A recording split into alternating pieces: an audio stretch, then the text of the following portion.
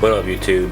I know this is a pretty late video and I haven't made a video in a while, but I've been busy with some life and a lot of things are changing in my life and can't make videos that often, but decided to make a video on this Samsung Galaxy S4.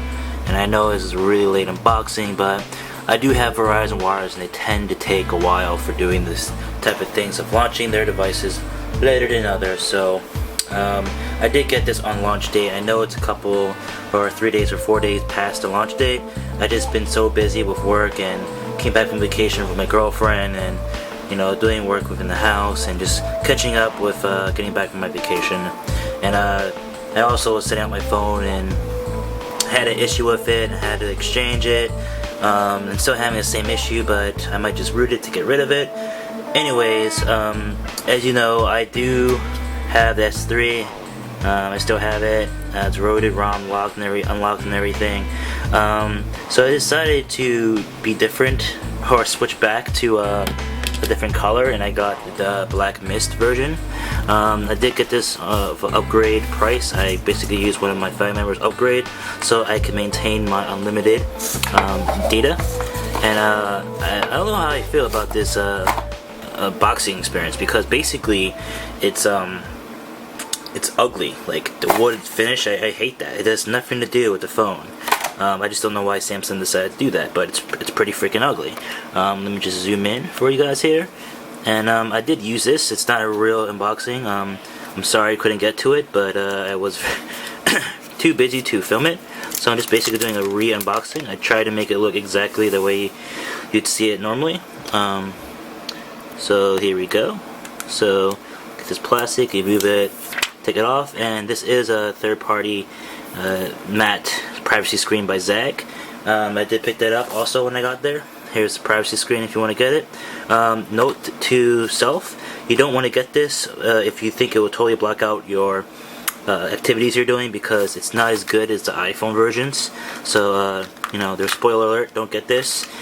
And just remove the back plastic right here. I did go with the Black Mist version mostly because I do watch a lot of content. I came to realize you watch content with a white background, it's very distracting.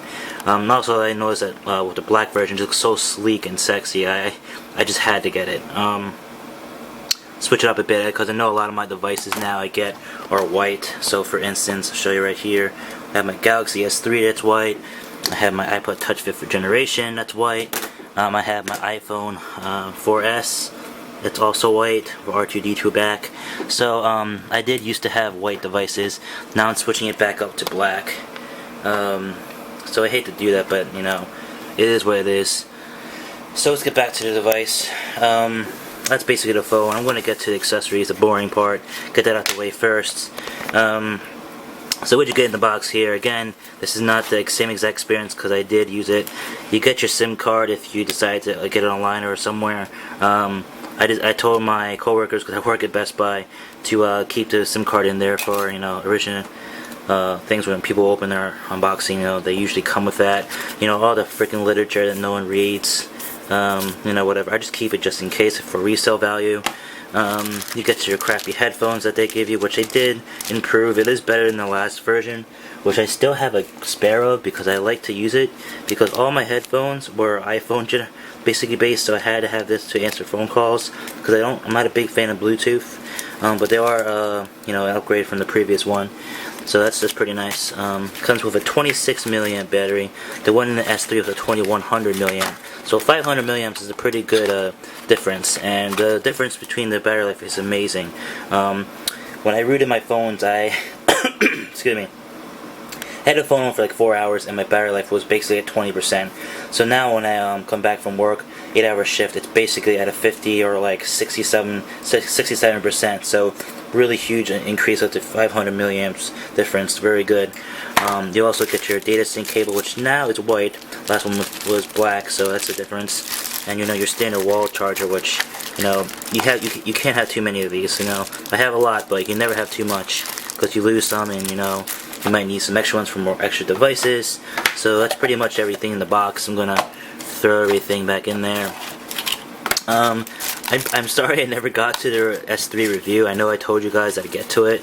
It's just that I ROM'd it and I just didn't feel like re-flashing it to the factory settings TouchWiz, because I just, you know how I feel about TouchWiz. If your viewers follow me, I hate TouchWiz like with a passion.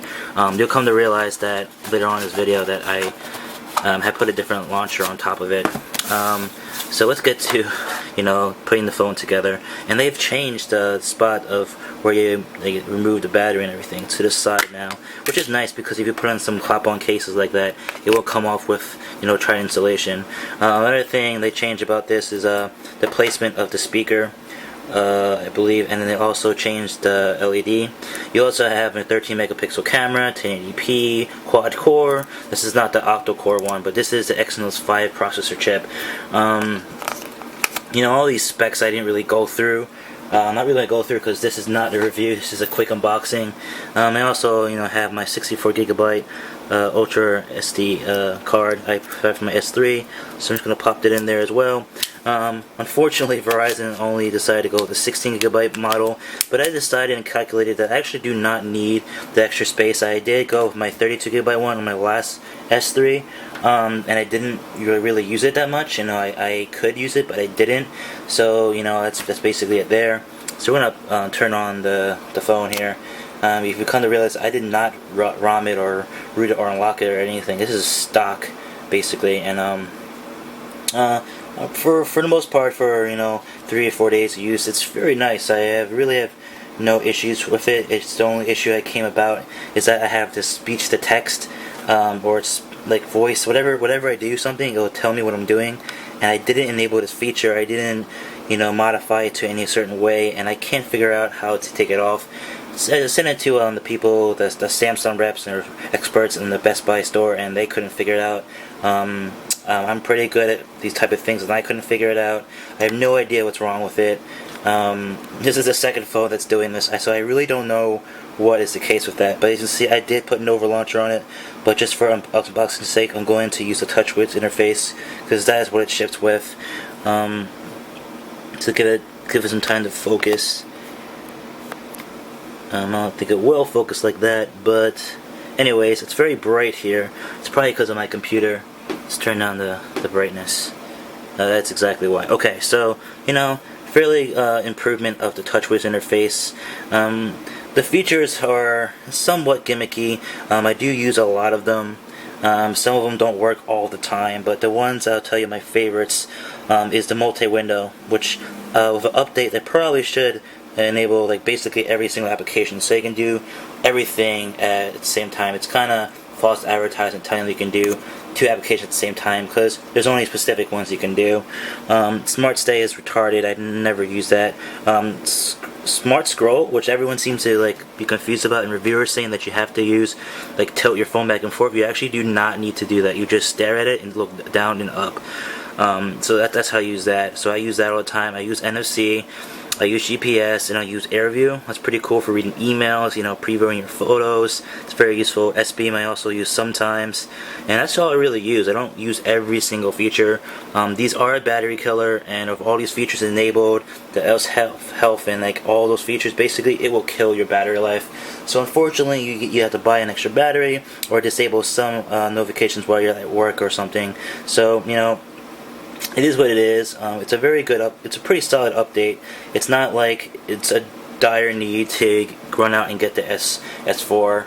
I still do use my S3 every now and then, but it's not like I totally like regret wasting, or not wasting, but spending $200 on this. It's definitely worth the buy. The feel of it, I still feel like it's really cheap. It's also a little bit lighter than an S3, but the cool thing about this, to make it feel less like flimsy, is that I put this border around here, this fake like metal border that gives it like a better feel.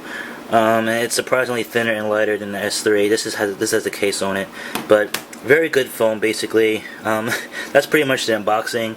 I can show you guys some other accessories I bought, I guess, because there's really nothing else really to show you. There's my S3. Let's bring it back to the normal settings I do with my launcher. And basically, I like the stock look of Android. So what I'm going to do now is set my wallpaper. We're going to go to wallpaper. Okay, so Go to... Oh, you know what? My SD card's not reading it because that's where all my stuff is, but let's get to that later. So I picked up some other accessories, obviously. I decided to go with the S-View flip cover. It's pretty cool. I'm going to eventually ROM and root my phone, so when I eventually do that, this feature with the S-View will probably be gone. So I decided to also pick up the regular flip cover. They're both fairly expensive. I don't remember really the original price because I don't care, because I am an employee of Best Buy. I get them cheaper. I put it down in the description of the prices because I don't have my receipt right now. They also picked up again the ZAG privacy screen. It's not the greatest for privacy. It's probably like, you could probably, I don't know, like the filter of it is not as strong as the iPhone version, basically. And then I picked up, you know, the original high definition screen protector just in case I decide to switch it up, because I might actually decide to take off the privacy screen. I mean, that's basically it. I mean, I spent about, I don't know, I think I spent like $600 or so with all these accessories and protection plans and everything. It's a whole bunch of money, but you know, it's definitely worth it. You know me, I'm a tech guy, like to have the latest and greatest. So I guess I know for the rest of the video, just pop on the S-View cover. It's really nice. It's not like I regret paying for it, but you can't do, there's not much features you can do with this. You can only answer calls, reject calls, and answer text messages and stuff like that with it. It's not like you can go through your text messages and read it, so it's not exactly the way you think you would use it, but it's definitely worth it just to, like, you know, answer your call without actually opening your phone like that. It does have a magnet in there to auto wake it and shut it, so it's a pretty good feature. The other thing that sucks about it is that when you have it like this, it doesn't fully shut, so you're going to have to break it in, or what I like to do is push up the screen protector like that, and then I take my fingernail or so and I go like this.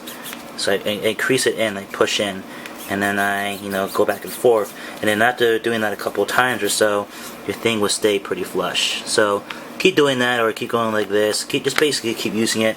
Maybe after 2 weeks or a month, it will basically break in. Other than that, the flip cover is basically worth it. I do like this phone in all. The only thing I wish is that Verizon or, you know, Samsung will do is push out an update to make this not lag as much. There is some lag, and people say it's a little bit of lag, but it's pretty serious for a quad-core or 8-core phone. They had to seriously do that update, because I paid $200 or so. I'm not really expecting to have a lag on this phone, but when I ROM and root it, the case will probably be gone. It's really because of all the S features you get and the RAM. It takes up a whole bunch of RAM. So it says advertised with 2 GB of RAM. You actually get use of 1.78 GB of RAM. That's the same case for the S3. But all in all, pretty good phone. Worth the upgrade. Maybe look out for a review. I'm probably not going to do it. As you know, the latest videos on my channel, I don't do reviews, but I will try to get to it. If you guys want a review, keep a thumbs up. I know this isn't the most professional looking video, but I just haven't been making videos lately, so excuse me for that. Otherwise, if you guys want me to make another video, leave a thumbs up or comment me, PM me, whatever you want to do. But basically, all in all, it's definitely a semi-solid upgrade from the S3. So, hope you guys liked. Please comment, rate, and subscribe. And peace.